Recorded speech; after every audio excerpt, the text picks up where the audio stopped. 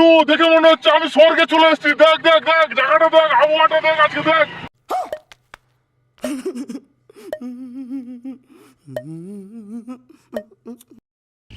বন্ধু দেখ কত মজা, পাথারে এসে কত মজা,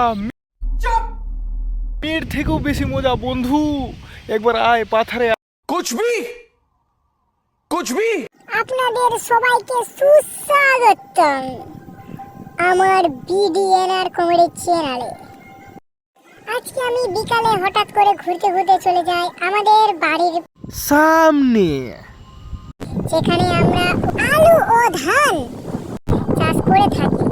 এখন আলু তোলা হয়ে গেছে, এখন পাথারটা পুরো ফাঁকা।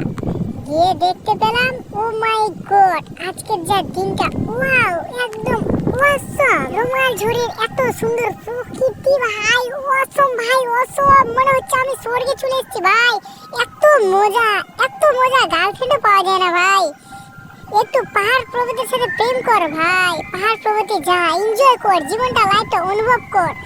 আমরা তো যেতে পাই না কারণ আমরা ভিখারি।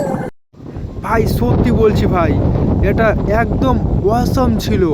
মনে হচ্ছিল গরিবদের জন্য এই সুন্দর প্রকৃতিটা এসেছে, কারণ আমরা ভাই গরিব।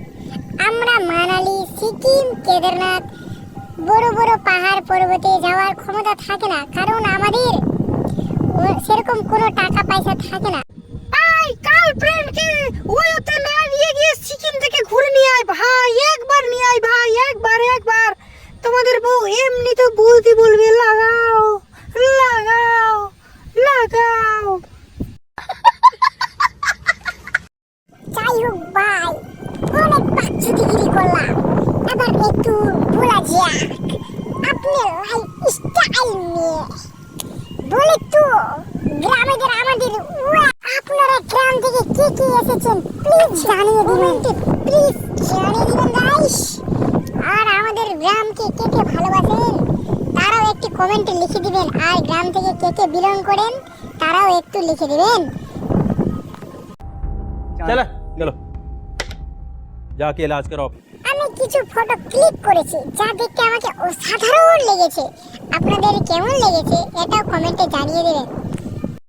And guys, like, comment, subscribe কখনোই ভুলবেন না গাইস।